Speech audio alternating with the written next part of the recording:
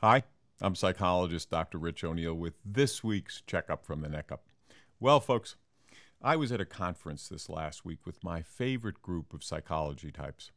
We're interested in becoming more genuine, fuller, deeper people, more tuned into others, more effective, more caring and loving, and in learning how to create conditions that help us all do that. So we're dedicated to honest communication and with seeing the big picture, putting what's happening right in front of us into context, suspending our tendency to interpret the world in terms of our own idiosyncratic point of view, and our tendency to blame other people's characters for their behavior, and instead seeing the influence of the situation, the context. In short, when life is frustrating, not, oh, ain't I the worst, or aren't you the jerkiest? Instead, big picture. With that in my alleged mind, as my father would joke, as Monday's workshops finish, I run into my good friend Mike and ask if he'd like to get a bite to eat. Sure, Rich. Nancy and I are meeting in the hotel restaurant at 7:30. Join us.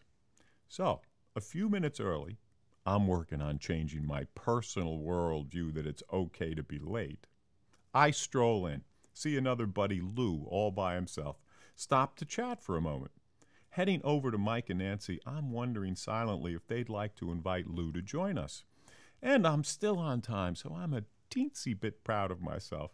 Anyway, we're saying hello, and Mike says, Rich, would you mind if Nancy and I have dinner by ourselves?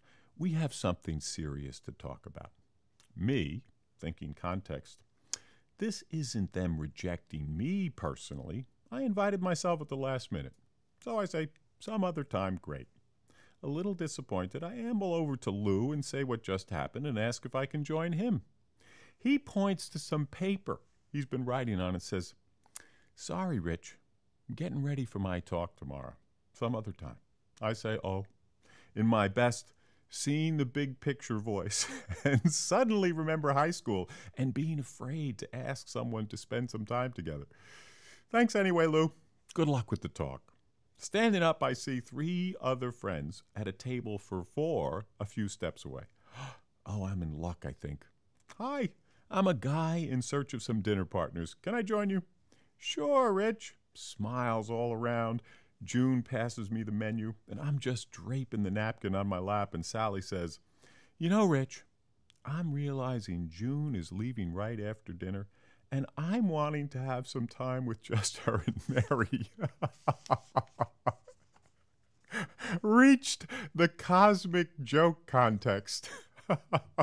So, out the door to Jimmy John's sub shop across the street, a nice chat with the counter guys, and a personal feast back in my room. And you know what? I found out I was pretty good company all by myself. I'm Dr. Rich, trying to see the big picture, O'Neill. Thanks for tuning in.